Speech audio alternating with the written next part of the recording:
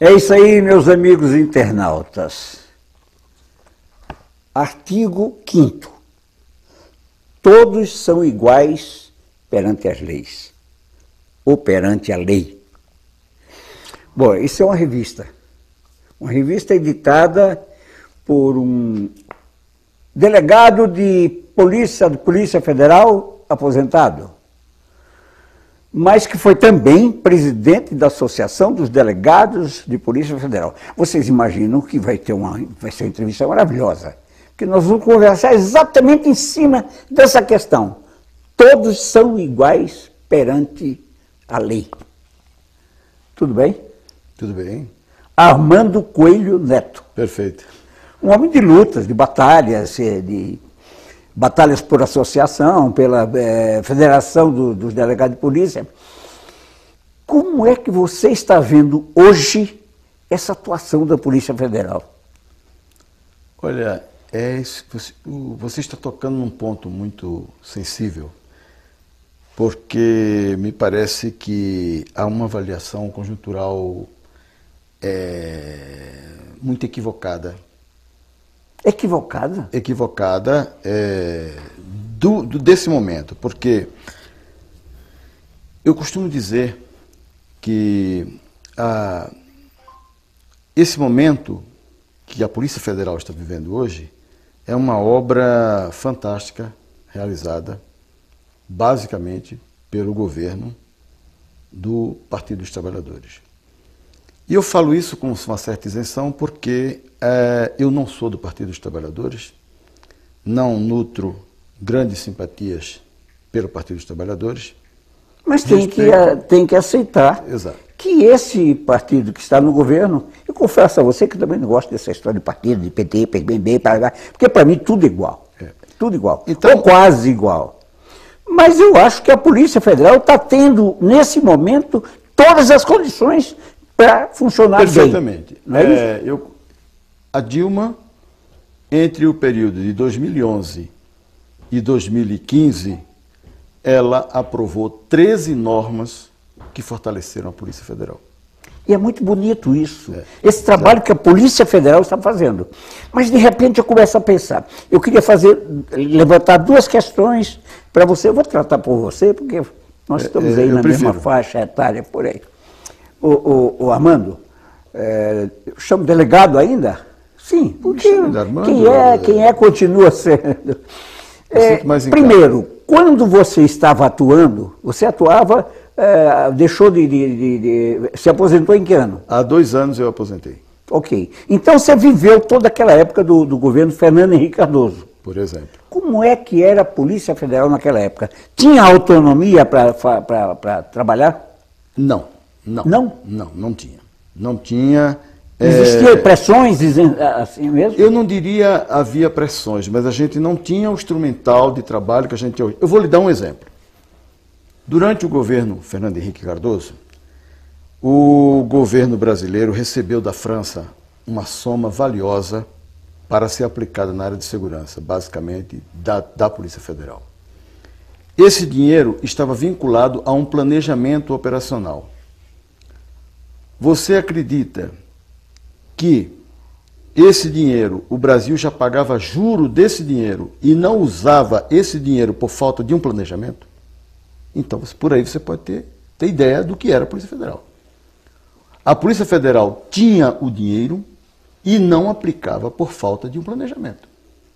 Então, eu acho assim, partindo desse princípio, quando você vê a realidade de hoje e a realidade anterior, então você vê que existe assim, uma mudança de foco absoluta, totalmente absoluta. Você não acha que a Polícia Federal, eu não sei se por causa dos juízes, por causa dos mandados, por causa dos procuradores, ela tem atuado muito mais em função de uma parte dos corruptos? Você não acha que tem muito corrupto solto por aí ainda?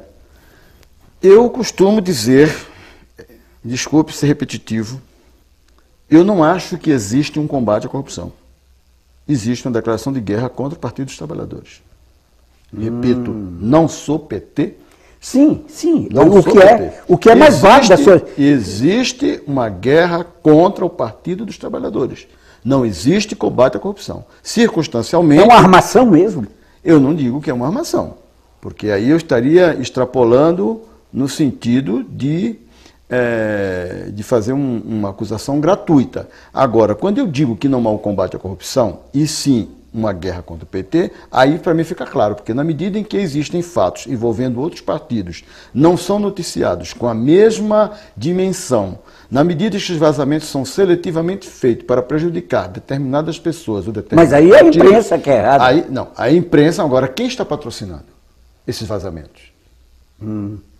São as instituições. Eu não sei se é o Ministério Público, eu não sei se é a Justiça Federal, ou eu não sei se é a Polícia Federal. Aliás, você me faz lembrar até aquela história do japonês, é verdade, aquele japonês que é da Polícia Federal, ele é o cara que vaza as informações. É verdade isso? Eu não posso fazer isso. Porque hoje é tanta coisa estranha. O cara, o Friboi é do filho do Lula, a canoa é da Lula, é da Marisa, não sei o quê, O Fernando Henrique tem um apartamento no Champs-Élysées, na França. Aí a gente fica pensando, até onde vai a verdade e até onde vai a armação? Posso fazer aproveitando que você falou de apartamento? Pode. Eu, talvez uns 6 anos, eu estive no apartamento do senhor Fernando Henrique Cardoso, na França? Aqui em Higienópolis. Aqui. Fui no apartamento dele. Fui no apartamento dele acompanhar uma audiência de um ex-presidente da República. Ele na condição de ex-presidente. Então, uma equipe da Polícia Federal se deu o trabalho de se deslocar até o apartamento do Fernando Henrique para fazer uma audiência relacionada ao dossiê Caimã. Certo? Eu estive lá presente, eu acompanhei essa audiência. Eu estive no apartamento do Fernando Henrique Cardoso. Certo? Então, eu vejo assim, por exemplo, que havia uma certa deferência, uma certa aura com relação à figura do presidente da República. Hoje eu vejo a figura do presidente da República, de um ex-presidente da República, sendo escrachada. Quando, por exemplo, os filhos do Lula são intimados à noite, quase meia-noite, saindo de uma festa, quando eu vejo o ex-presidente da República sendo chamado para ir depor por uma coisa que parece que diria respeito à questão da Receita Federal. Aí depois inventaram uma história de uma canoa. A canoa é uma coisa que vem depois. Então, assim, eu fico perplexo do quanto houve uma mudança. Tipo assim, o que era não é mais, o que não era passou a ser. Então, assim, de acordo com a conveniência da exploração midiática de determinados fatos. Enquanto isso, a filha do senhor Eduardo Cunha e a mulher do senhor Eduardo Cunha, contra as quais existem provas contundentes vindas do exterior, elas estão sossegadas, tranquilas, tomando sua champanhe, seu vinho, e o Eduardo Cunha está morrendo de rir de tudo isso. E eu fico sem saber, sem entender nada. Eu acho muito engraçado todas essas contradições que estão acontecendo. Por isso que eu fiz questão de mostrar como se foi tratado um ex-presidente, no caso Fernando Henrique, e hoje se trata o ex-presidente Lula. Então eu vejo assim que existe uma diferença, existe uma diferença de postura substancial em tudo. Eu vejo, por exemplo, nós temos uma denominada Operação Zelote, que é uma operação policial que envolve grandes bancos, grandes empresas, inclusive a Rede Globo, que envolve a Gerdau, que envolve bancos, né, consagrados, envolve a TIM, a empresa de telecomunicação TIM, e não se toca nesse assunto que é uma grande fraude fiscal, quiçá maior do que a da Petrobras. É muito sério o que está sendo dito aqui. Então, muito sério. Você veja o seguinte, isso é uma fraude imensa, certo? Porque foi criado dentro da Receita Federal um grupo de pessoas para abafar ou proteger esses grandes grupos. Não se toca nesse assunto. Só se tocou nesse assunto quando criou-se artificialmente uma ligação com o filho do Lula. Aí começaram a tratar. Hoje em dia, a Operação Zelote, que seria uma coisa voltada para essa grande roubalheira, na qual inclusive está envolvida a Rede Globo, através da RBS, associou-se. Hoje, a Operação Zelote é associada ao filho do Lula. Então, assim, que é assim, a rigor não tem absolutamente nada a ver com a Operação Zelote. A Operação Zelote... Presta atenção no que eu vou dizer agora, corta aqui para mim. Quem está falando aqui é um ex-presidente da Associação dos Delegados da Polícia Federal. Um ex-delegado da Polícia Federal que participou, certamente, de muitas ações. Aí eu insisto e lhe pergunto, em que medida a Polícia Federal ou alguns elementos da Polícia Federal estão envolvidos nessa, vamos dizer, nessa artimanha? Eu não gosto de especular nesse sentido, né? Seria leviando da minha parte eu fazer afirmações envolvendo colegas. Eu faço uma análise conjuntural. Certo. Né? É uma análise conjuntural em que eu contextualizo o papel em sentido global da Polícia Federal. Eu não posso descer a detalhes de envolver, citar nomes de A, nome de B e levantar determinadas suspeitas. Não, agora, é suspeito que, né, existe essa operação, que existe a operação, uma outra operação, que é a chamada Operação HSBC, que envolve fraudes, sim, nas quais envolvem outra vez famílias Mesquita, Marinho, Mesquita não eu, de meio de comunicação, né, envolvidos no meio de comunicação, que estão envolvidos em contas, que existe dinheiro legal, a gente não consegue fazer a diferença, mas que existe muito dinheiro de contrabando, dinheiro de tráfico de droga, que está lá. E nesse pacote, nos quais inclui, me parece que 8 mil contas de brasileiros, que não se esclarecem, não se toca nesse assunto.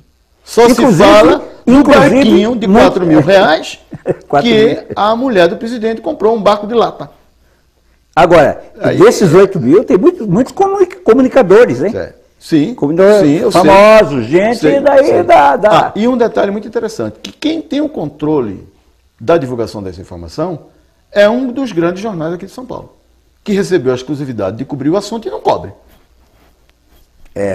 Realmente é muito sério. Não é estranho? Muito então, sério. É nesse contexto, veja bem, eu não posso me livrar desse contexto e entrar de fazer o Cunha de fora Dilma, fora PT, isso o Cunha está dizendo. Com toda a autoridade moral que ele tem, o Cunha está dizendo. Eu não posso, meu discurso não pode ser igual ao do Cunha. E o discurso do delegado de Polícia Federal não pode ser igual ao do Cunha nem do Aécio. Eles têm que ter assim, uma postura de delegados da Polícia Federal com isenção, porque vazamento é crime. Você falou vazamento, o meu colega Protógenes foi demitido por vazamento. Demitido pelo FHC? Demitido não pelo FHC, foi demitido pelo Supremo Tribunal Federal. Ele foi demitido pela Polícia Federal com o endosso do Supremo. Ele foi demitido por, entre outras coisas, por vazar informações, por quebra de sigilo. Agora, diga uma coisa, eu fiz a pergunta... E aí hoje eu vejo... Eu fiz a pergunta e ficou assim, no vazio, e eu sei que alguém está dizendo, mas fala daquele japonês. Que japonês é esse? Não conheço esse japonês. Eu conheço o japonês... Aquele que está sempre lá. Ele está aparecendo na televisão, não posso falar de um policial. Não, você falou em vazamento, todo mundo fala que tudo vaza pelo japonês. Eu prefiro falar das coisas que eu sei do que ou fazer minhas críticas à Justiça, à Polícia Federal e à imprensa na sua cobertura maliciosa, tendenciosa, do que ser leviano com qualquer colega meu de trabalho, seja ele agente ou delegado. Isso aí eu não... Armando Coelho Neto, aonde vamos chegar? Bom, hoje eu fiz uma brincadeira. Eu tenho a impressão que os institutos de pesquisa devem estar fazendo alguma pesquisa secreta e deve estar dando o Lula como possível grande candidato de 2018. Vai ser. Porque assim, se não fosse isso, eu não entendo. É a primeira vez que eu vejo as pessoas querendo derrubar um ex-presidente. Certo? Eu vejo as pessoas, uma campanha sistemática, organizada, para derrubar uma presidente e desmoralizar um ex-presidente. Então, eu não vejo um horizonte muito saudável. Eu acho que esse horizonte saudável poderia vir de uma resposta econômica que o governo Dilma está devendo, de medidas econômicas mais efetivas que este governo está devendo, certo? Que merece uma crítica. Uma crítica, não só uma crítica, mas assim, merece considerações em apartado, porque não é só uma questão de gestão, é um governo que vem sendo sabotado, certo? Por um Congresso. Não só pelo Congresso, por outros órgãos também, e vem sendo sabotado por vários setores da sociedade brasileira, porque na medida em que você, por exemplo, eu gosto muito de citar esse exemplo, na medida que você tem um seguro-desemprego, certo? O trabalhador frauda o seguro-desemprego em conluio com o patrão, sim, certo? O governo deixa de arrecadar, o empregado passa a ganhar mais, o empregador passa a gastar menos e o governo desembolsa mais. Então, quando o governo diz que está com problema de caixa, aí a culpa é do governo. Espera aí. O governo pode ter cometido seus erros, mas a gente não pode esquecer que aconteceram coisas desse tipo, em que os benefícios, os programas sociais foram fraudados, em conluio com o próprio trabalhador e com o próprio empresariado, que o governo abriu mão de receitas de forma sistemática e os empresários e os industriais, ao invés de investirem, não transformaram a isenção que foi concedida pelo governo em lucro. Então, assim, você não pode chegar assim, você não pode ser contundente numa crítica econômica com relação ao presidente da República, você não pode chamar a presidente da República de corrupta porque é uma mulher honestíssima, é uma mulher competente. Eu sempre digo, vocês podem reclamar de quem quer que seja. Para mim, a Dilma é correta e honesta. Correta e honesta. Não ponho minha mão no fogo por mais ninguém. Mas por ela eu ponho. Sim. Então, essa visão que eu seja. Agora, na medida que quando você me pergunta qual o horizonte que eu vejo um horizonte obscuro. Porque assim, quando eu vejo dentro da própria Polícia Federal essa análise negativa que a própria Polícia Federal faz do governo Dilma, o governo que está dando meios para eles trabalharem, certo? Um judiciário que está recebendo os meios da Polícia Federal para trabalhar, a delação premiada foi, ainda ontem os diziam assim, porra, nós criamos isso aí. No depoimento, o Moro, no depoimento, o Zé disse, olha, desculpe, doutor Moro, mas vocês estão desmoralizando o Instituto da Delação Premiada. Nós criamos isso com outro objetivo. Né? Então, é cruel. Foi. É cruel. Bom, vocês já perceberam que essa revista, Artigo 5, não é à toa que existe nesse nome. O seu editor, que é o delegado de Polícia Federal e ex-presidente da Associação dos Delegados de Polícia Federal, está aqui, ao meu lado. Agora vejam, as denúncias formuladas hoje aqui são muito sérias. Muito sérias. Nós entrevistamos Armando Coelho Neto. A verdade é dura, mas ele disse com muita ênfase. Ecovox TV é isso, um espaço aberto para a democracia.